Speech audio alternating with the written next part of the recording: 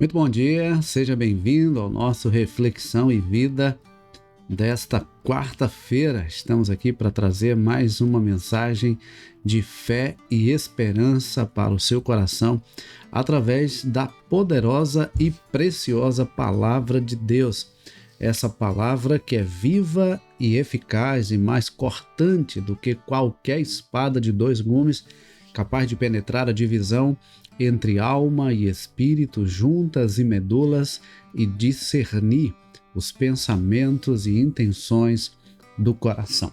E nessa quarta-feira, nós queremos mais uma vez abençoar a sua vida através dessa palavra, a palavra de Deus. E você pode também nos ajudar a alcançar mais pessoas com essa palavra, compartilhando esse link aí nas suas redes sociais. Quando você compartilha, você nos possibilita chegar a mais pessoas e levar essa palavra a um número cada vez maior de pessoas. Então eu quero contar com a sua colaboração nesse momento, compartilhando esse link aí nas suas redes sociais, tá bom? Bom, a nossa reflexão de hoje, ela está baseada no Salmo de número 106. Ontem nós falamos que Deus ele caminha com o seu povo. Deus quer ter um relacionamento com o seu povo e ele caminha, abençoa e deseja que o seu povo tenha um relacionamento com ele. Ele deseja ser o nosso pai, nós os seus filhos, e por isso ele providencia sempre aquilo que nós precisamos e o mais importante é a presença dele na nossa vida. Mas no texto de hoje nós vamos perceber que Deus, embora esteja sempre abençoando o seu povo, embora o Senhor esteja sendo sempre gracioso com o seu povo, infelizmente o povo muitas vezes acaba sendo ingrato. Eu falei ontem, inclusive, que nós devemos ser gratos por tudo quanto Deus tem feito, devemos proclamar aquilo que Deus tem feito, devemos buscar ao Senhor continuamente de todo o nosso coração e fazer aquilo que agrada ao Senhor. E a gente percebe que Deus a todo momento tem caminhado conosco. E é a presença de Deus que torna a nossa vida diferente. É a presença de Deus que faz a vida valer a pena. E hoje nós vamos ver sobre a graça de Deus e a ingratidão do seu povo. Eu quero ler então este Salmo de número 106 e depois nós vamos trazer algumas aplicações para a nossa vida. Salmo de número 106 nos diz assim: Aleluia! Deem graças ao Senhor, porque Ele é bom, porque a sua misericórdia dura para sempre. Quem saberá contar os poderosos feitos do Senhor ou anunciar todo o seu louvor? Bem-aventurados os que guardam a retidão e os que praticam a justiça em todo o tempo. Lembra-te de mim, Senhor, segundo a tua bondade, para com o teu povo. Lembra-te de mim, Senhor, segundo a tua bondade para com o teu povo. Visita-me com a tua salvação, para que eu veja a prosperidade dos teus escolhidos e me alegre com a alegria do teu povo e me glorie com a tua herança. Pecamos como os nossos pais, cometemos iniquidades, procedemos mal. Nossos pais no Egito não entenderam as tuas maravilhas, não se lembraram da multidão das tuas misericórdias e foram rebeldes juntos ao mar vermelho. O mar vermelho. Mas Deus salvou o seu povo por amor do seu nome, para lhes revelar o seu poder. Repreendeu o mar vermelho e ele secou. Ele os fez passar pelos abismos como por um deserto. Salvou-os das mãos de quem os odiava e os resgatou do poder do inimigo.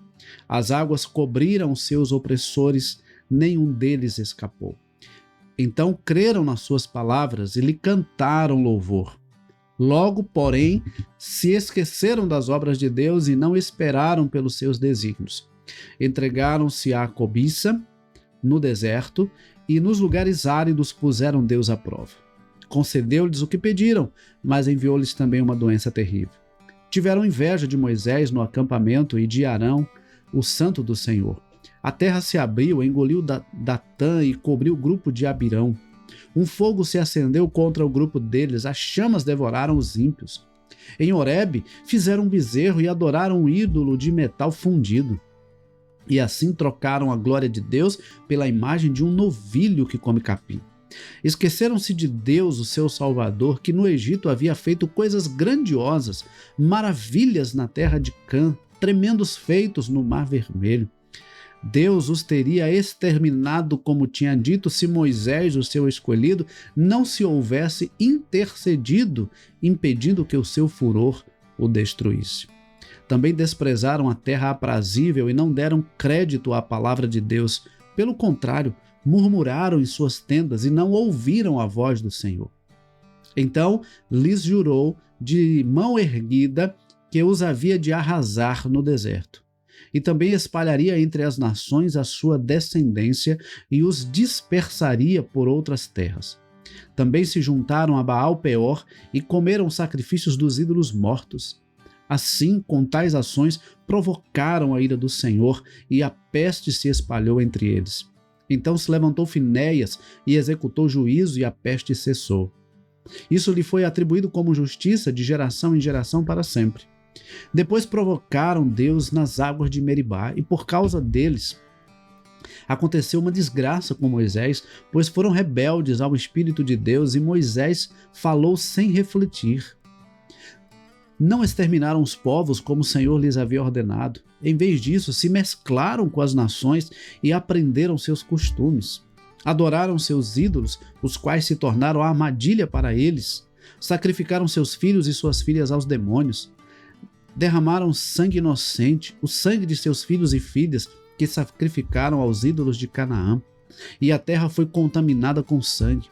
Assim se contaminaram com as suas obras e se prostituíram nos seus feitos. Por isso, acendeu-se a ira do Senhor contra o seu povo, e ele abominou a sua própria herança e os entregou ao poder das nações. Sobre eles dominaram os que os odiavam. Também os oprimiram seus inimigos, sob cujo poder foram subjugados. Muitas vezes os libertou, mas eles o provocaram com seus planos e na sua iniquidade foram abatidos. Mas Deus olhou para eles quando estavam angustiados e lhes ouviu o clamor.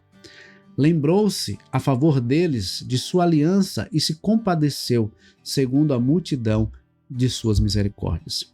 Fez também com que deles tivessem compaixão todos os que os levaram cativos. Salva-nos, Senhor, nosso Deus, e congrega-nos dentre as nações, para que demos graças ao teu santo nome e nos gloriemos no teu louvor. Bendito seja o Senhor, Deus de Israel, de eternidade a eternidade. E todo o povo diga amém, aleluia. Queridos, esse texto nos mostra que o Senhor, na sua misericórdia, ele abençoa o seu povo e dá sempre uma segunda chance ao seu povo. O salmista já começa dizendo: aleluia, louvai ao Senhor, deem graças ao Senhor, porque ele é bom, porque a sua misericórdia dura para sempre. Querido, se não fosse a misericórdia do Senhor, nós já teríamos nos destruído. Não é nem sobre pensar em que Deus já teria nos destruído, porque Deus já teria nos destruído há muito tempo se não fosse a misericórdia dele. Mas a questão não é somente essa: se não fosse a misericórdia do Senhor, nós mesmos já teríamos nos destruído, porque há em nosso coração maldade suficiente para nos destruir a nós mesmos. Mas Deus, porque é bom, misericordioso, compassivo, todos os dias ele renova suas misericórdias sobre nós. Todos os dias o Senhor nos dá uma nova chance.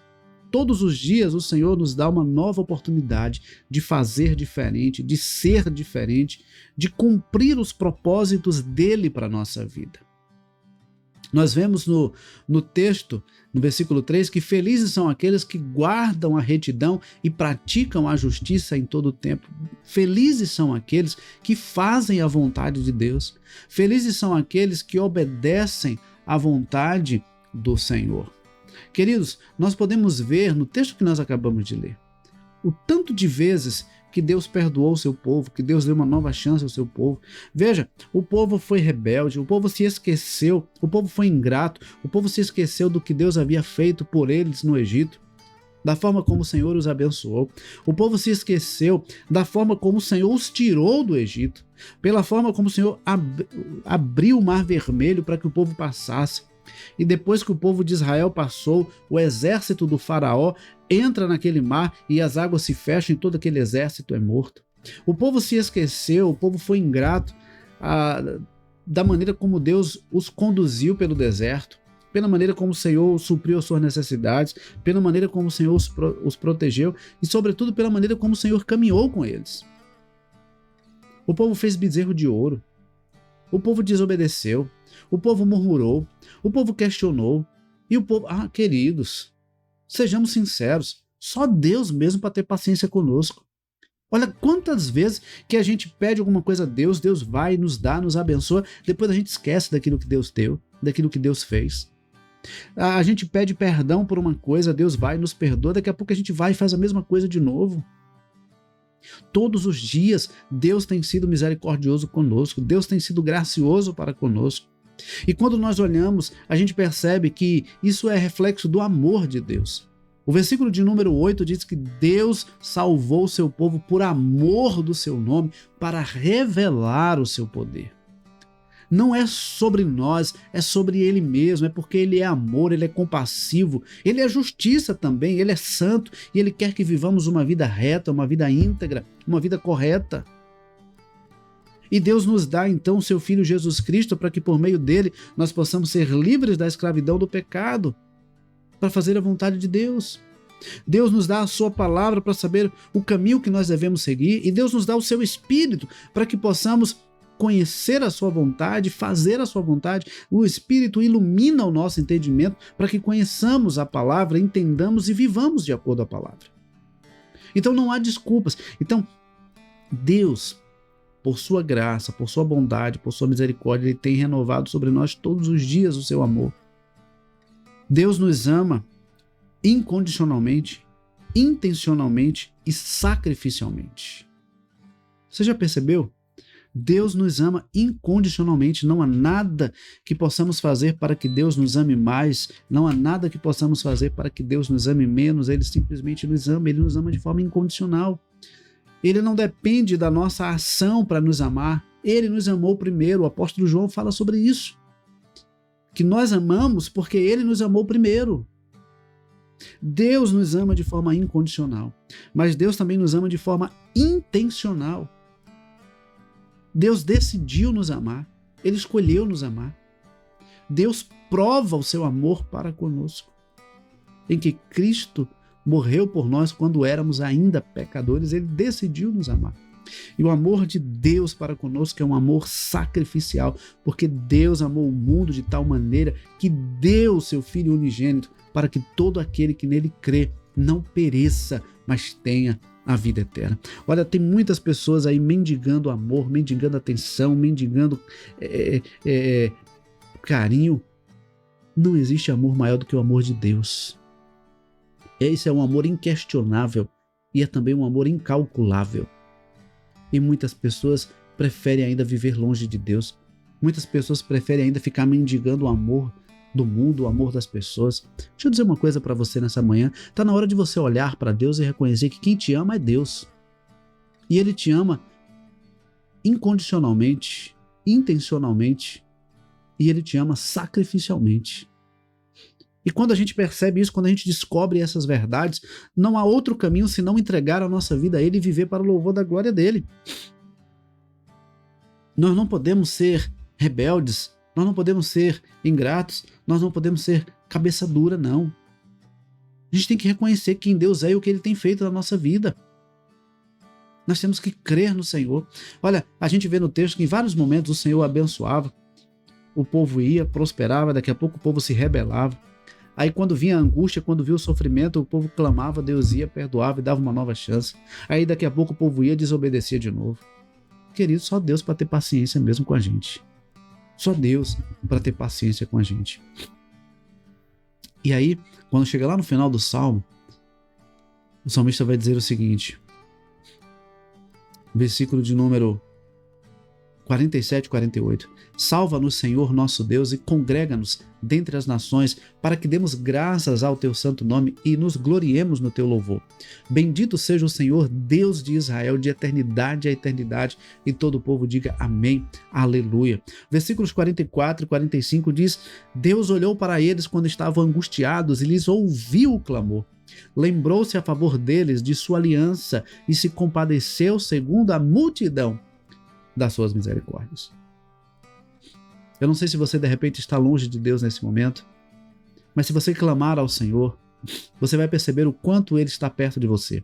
Você pode até ter se afastado de Deus, mas Deus não se afastou de você. Você pode até estar vivendo uma vida que desagrada a Deus, mas Deus não desistiu de você. Deus tem sido compassivo, misericordioso. Deus tem te dado uma nova chance. Prova disso é que você está aqui agora ouvindo a palavra do Senhor. Prova disso é que você está aqui agora ouvindo essa verdade, que Deus não desistiu de você. Deus tem sido misericordioso, Deus tem sido gracioso, porque Ele quer salvar você. Ele quer você de volta na presença dEle. Ele quer você de volta na casa dEle. Por isso, hoje é dia de reconciliação. Hoje é dia de quebrantamento. Hoje é dia de conversão. Hoje é dia de reconciliação com o Senhor. Eu não sei o quanto você está distante de Deus, mas Deus está mais perto de você do que você imagina. É hora de você clamar ao Senhor, de você se lançar aos pés do Senhor, de você se render ao Senhor de todo o seu coração. Deus tem algo maravilhoso para fazer na sua vida. Ele já tem te protegido, já tem te dado livramento, já tem te abençoado, mas Ele quer fazer algo ainda maior, ainda mais grandioso na sua vida. E o que está precisando é você se voltar para o Senhor. É você voltar para os braços do Senhor, porque não era para você ter saído de lá. Você saiu, você se afastou do Senhor, mas esse lugar onde você está não é o lugar que Deus quer para você. Não é o que Deus tem preparado para você. O que Deus tem preparado para você é infinitamente maior e melhor do que o que você está vivendo hoje. Então, volte para o Senhor. Volte para os caminhos do Senhor. Assim como aquele filho pródigo que, quando caiu em si, ele percebeu que os empregados na casa de seu pai estavam vivendo muito melhor do que ele, e ele decide voltar. Hoje é o dia do seu retorno, é o dia da sua volta para a casa do Pai. Nada de ficar vivendo, de continuar vivendo longe da presença de Deus, longe da casa de Deus. É hora de voltar para o Senhor, de se reconciliar com o Senhor e viver para o louvor da glória do Senhor. Ele tem sido gracioso, Ele tem sido misericordioso, Ele tem amado você. E você? Qual vai ser a sua reação? Qual vai ser a sua decisão? Qual é a sua atitude? Não existe meio termo. Ou você agrada ou você desagrada ao Senhor. Ou você ama ou você não ama ao Senhor. Ou você agradece ou você não agradece. Ou você está em comunhão com o Senhor ou infelizmente está longe do Senhor. Hoje é o dia da sua reconciliação. É o dia de você voltar para a casa do Pai, para a presença de Deus, para os braços do Senhor. Hoje é o dia de você se reconciliar com aquele que deu a vida do próprio Filho para que você tivesse vida, para que você conhecesse o que é realmente viver em comunhão com o Senhor, para que você soubesse o que é realmente ser filho de Deus e para que você pudesse desfrutar da esperança de vida eterna. Que Deus nos abençoe. Deus sabe o porquê Ele trouxe essa palavra ao meu coração para compartilhar com você nessa manhã. Não é por acaso que você está aqui. E também não é por acaso que enquanto você ouvia essa palavra, Deus estava falando no seu coração. E eu creio que Deus pode também usar essa palavra para abençoar outras vidas. Então, se você puder, compartilhe esse link com outras pessoas para que elas também ouçam que Deus as quer de volta.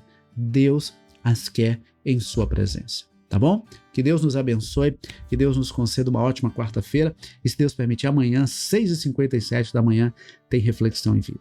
Deus abençoe, uma ótima quarta-feira e até amanhã, se Deus quiser.